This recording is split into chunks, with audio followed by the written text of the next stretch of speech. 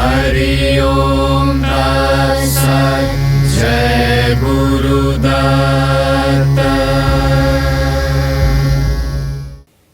दत्तात्रेय जैसे गुरु बड़े भाग्य से प्राप्त होते हैं।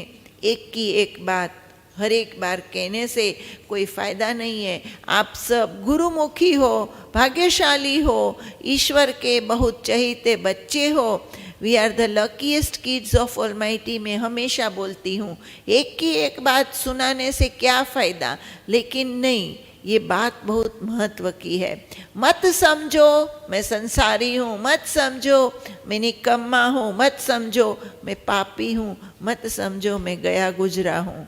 कभी भी मत समझो। तुम्हारे प्रारब्धानुसार कोई भी कर्म से तुम्हारा शरीर जुड़ा है, लेकिन आत्मा तुम्हारी कहाँ है, ये बात सोचने की है।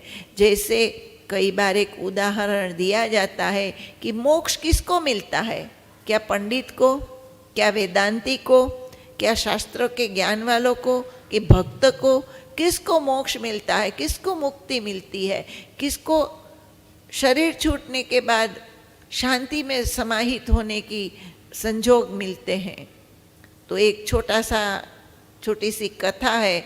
कई बार आप हम सब सुने हैं कि एक महात्मा थे, उनकी कुटिया यहाँ थी। वो महात्मा की कुटिया के सामने ही एक वेश्या की कमरा था।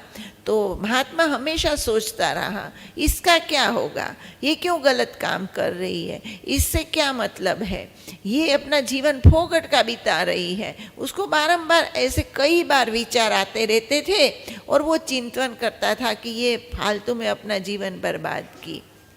और वो वेश्या जो है महात्मा को देखे, मेरा क्या जीवन, मैं इस दलदल में पड़ गई हूँ, मेरे पास कोई रास्ता नहीं है। हे भगवान, ये महात्मा कितने अच्छा है, इसका जीवन कितना अच्छा, ये ईश्वर के स्मरण में अपना जीवन लगाता होगा और राम राम नाम लेता होगा, इसका तो कल्याण हो जाएगा। मैं तो दलदल में फंसी और मरूंगी तब अवगति को प्राप्त होंगी। ऐसा वो हमेशा विचारती रही। उस महात्मा और भगवान के बारे में सोचती रही और ये वेश्या के बारे में सोचता रहा।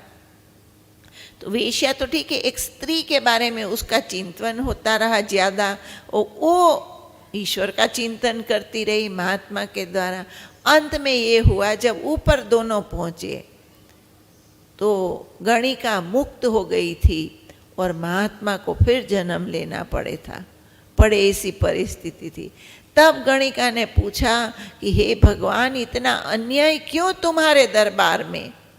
ये जीवन भर भक्ति किया, आपको भजा, भोग राग लगाया, इतना अच्छा पूरा जीवन इस संत ने आपके चरण में बिताया और आपने उसको जन्म फिर देने का संकल्प किया, और मैं जो इतना दलदल में फंसी थी मुझे मोक्ष दे रहे हो, ये कैसा अन्याय है भगवान। तब ईश्वर ने बोला कि ये तेरी गलत फहमी है, तेरा मन मेरे में लगा रहता था और इसका मन तेरे में लगा रहता था, अतः तू मुक्त हो गई और इसको स्त्री का चिंतन करते करते ही मृत्यु आई, इसीलिए इसको फिर से जन्म लेने की आवश्यकता पड़ी है।